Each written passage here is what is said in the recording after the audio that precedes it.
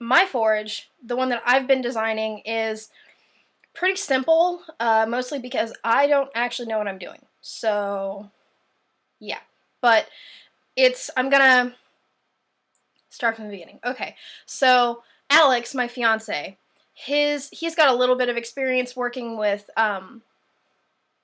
metal. He did some blacksmithing when we were in high school. He built a couple of forges. He built a hot forge and a cold forge, and I don't know the difference, so don't ask me. In his garage, and he made me a sword and gave it to me when he asked me out. So I don't know how anybody could not fall in love with that, but he's sort of consulting with me on how to do things. He's not professional or anything, it's just he's sort of like my liaison between the professional research I'm doing and, you know, how to actually get it done. His parents own some property near Tech, like 30, 45 minutes away, up a mountain. Like, they had to build a road to get up there, that sort of thing.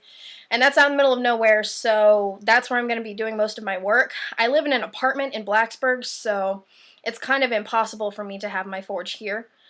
Unfortunately, that also limits how much time I can work on it. If it were here, I could, like, sit out on my balcony and work on it all day and probably make a really badass forge, but I can't. I'll probably burn my building down, and yeah.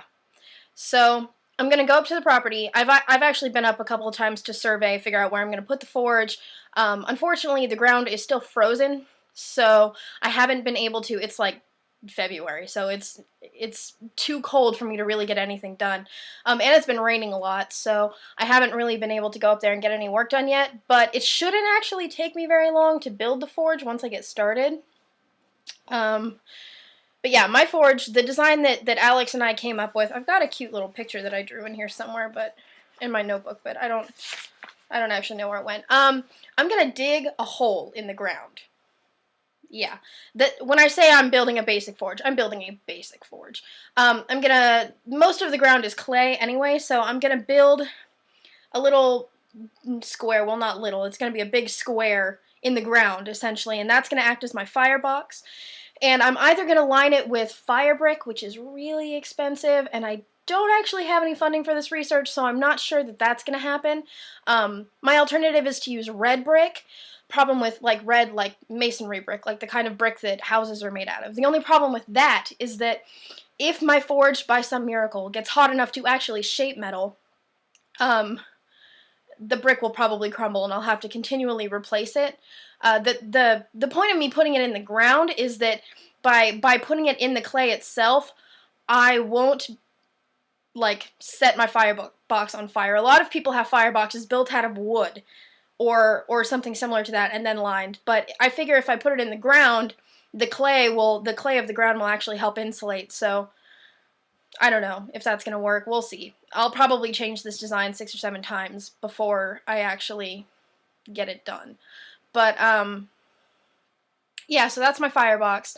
My alternative to using fire brick or brick is there's like a spray foam sort of like insulatory ceramics stuff. I don't know what it's called. I've been looking for it at hardware stores. I haven't found it, but Alex used it in his forge. It's not historically accurate at all, but like I said, I don't have funding, and I just want to accomplish this. And as long as I can explain the differences between my modern day forge and what a Viking or Anglo-Saxon forge would look like, I'll consider that a triumph.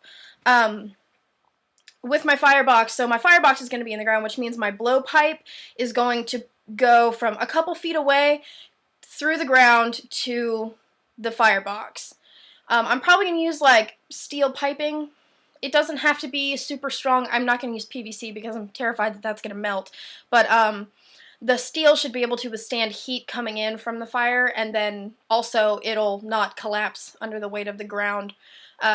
Then the bellows, obviously, like I was explaining, the bellows are going to be sitting at the other end of the blowpipe.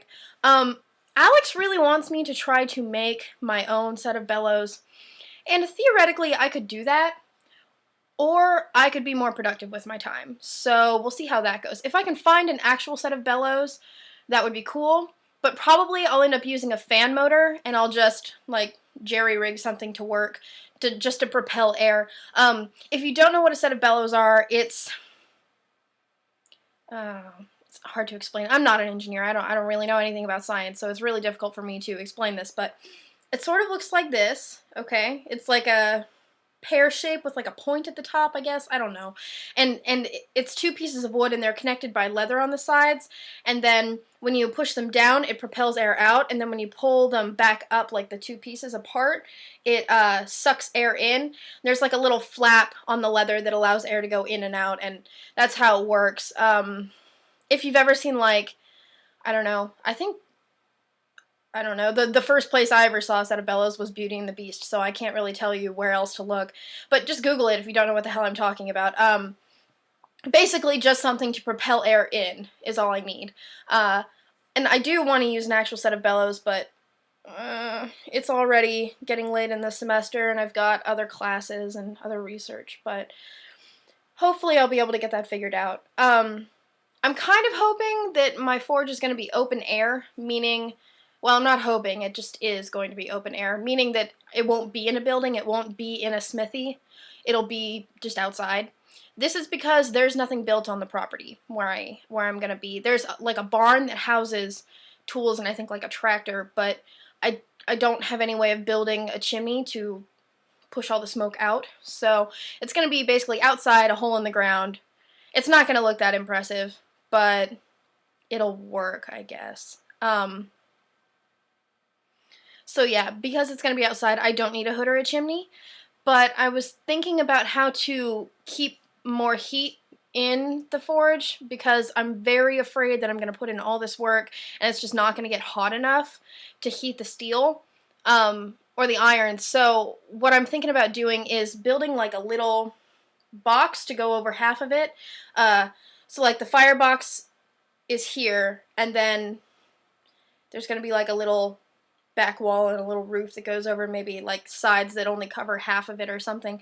I don't know what I'm going to make it out of because it has to be insulatory and not flammable. But that was just an idea to maybe keep some of the heat in. Also, I was thinking again about how like oxygenation, that's not the word, but that's what I'm going to use because I'm an English major and I make things up.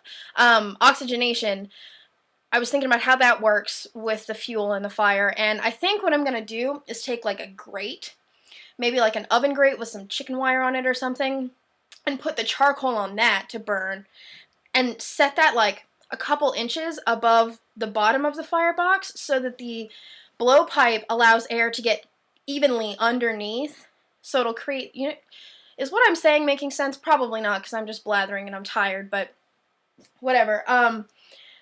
That's probably not historically accurate either, but I'm hoping that that'll create some more heat. Yeah. I think that's all that I have to say about that. Let me just check my notes real quick and make sure I didn't skip anything important. Blah, blah, blah, blah, blah. I wrote like 6 pages of notes thinking I would use it as a script, but that's just not how I do things. Oh my god, I really did write 6 pages of notes. Yeah, I think that's it.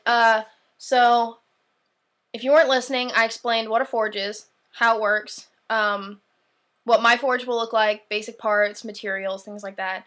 And that's really all you need to know.